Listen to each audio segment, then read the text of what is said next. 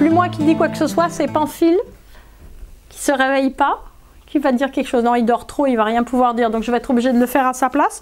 Donc je vais vous parler en fait du Capricorne qui est prêt à changer. Le Capricorne qui est prêt à changer, ça va être très très compliqué parce qu'en fait le Capricorne est déjà parfait.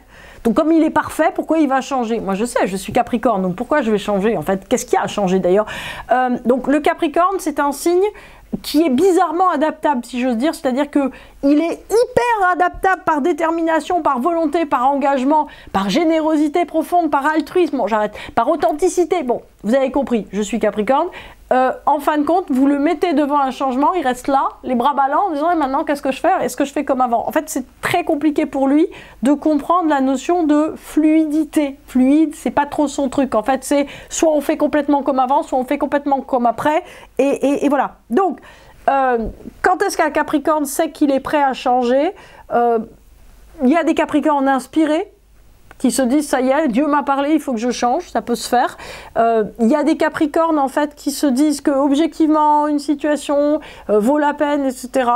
Ou bien il y a des Capricornes qui sont assez orgueilleux et qui se disent mais moi là-dedans, moi dans telle situation jamais, donc qui changent. Les Capricornes en fait sont des êtres de grande valeur, donc qui sont très très loyaux, donc de ce fait on peut toujours les attraper par la loyauté, c'est-à-dire que s'ils ont l'impression en fait de manquer de loyauté, tout est important par rapport à eux, et ben à ce moment-là ils vont changer. Bon, globalement, ils changent, on va dire, de manière extrêmement abrupte parce qu'ils n'aiment pas avoir tort. Donc, s'ils ont fait quelque chose avant, eh ben, ils changent vite, très rapidement même, en disant de toute façon j'ai toujours voulu changer et je le répète depuis 3000 ans et vous l'aviez pas entendu, bah, c'est dommage, vous aviez qu'à écouter mieux parce que de toute façon j'avais raison. Voilà, bon. Alors, qu'est-ce que je viens de tirer? Je viens de tirer quelque chose qui est à l'envers, donc je vous le remets à l'endroit. Je voudrais le chrono-régie, est-ce que ça va? Est-ce qu'on voit bien la carte? Je viens de tirer valet de bâton à l'endroit, à l'envers. Donc là, je vous le présente à l'endroit pour que vous voyez bien. Dans l'autre sens, il est à l'envers, c'est très bien, vous avez compris. Si je le bouge rapidement, vous n'allez plus rien voir, donc je ne bouge plus, vous avez compris.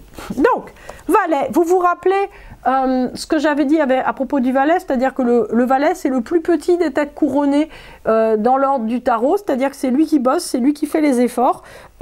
Donc, le Capricorne qui va devoir changer se met dans une position, on va dire, d'obéissance, c'est-à-dire qu'il obéit au destin, il obéit à ses parents, il obéit à son patron, il obéit à ses intuitions, il obéit à son sens, à son ressenti corporel, il obéit à un truc en fait. Donc en fait, le Capricorne qui change, c'est le Capricorne qui se dit qu'il n'a pas le choix. C'est ce que nous dit le tarot. Donc ça, c'est très sympa parce que moi, je trouve que ça me parle beaucoup, vous voyez. C'est-à-dire qu'à un moment, je vais changer en me disant mais j'ai jamais eu le choix, je suis obligée de changer. Obligée, mais les gens me disent mais par quoi en fait?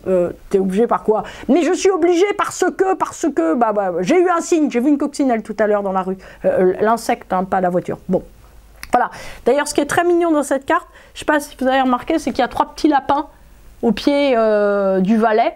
Donc en fait, les lapins sont pas d'une certaine façon, comment dire, à retenir pour leur longue préparation au changement. Vous voyez, leur intelligence profonde, etc., la réflexion, on a l'impression que le lapin, il saute en fait. Et en fait, c'est tout à fait ça. C'est-à-dire que le Capricorne, c'est à la fois un être qui est très très réfléchi, et j'allais dire plein de fraîcheur, voire de naïveté. Bon, donc à l'envers, ça va vouloir dire quoi?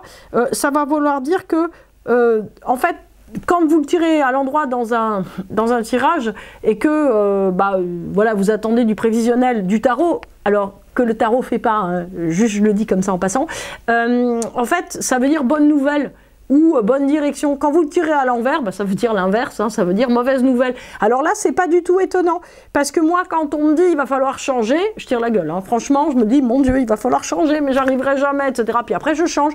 Et en fait, si vous voulez, il y a une conception mentale du changement qui plaît pas du tout aux Capricornes, qui est le fait qu'ils auraient pu avoir tort à un moment dans leur existence. Donc en fait, on leur dit que il faut changer. Donc en fait, c'est perçu comme une mauvaise nouvelle, mais en même temps, il y a une détermination et une nécessité destinale au fait de changer. Voilà ce que nous dit le tarot.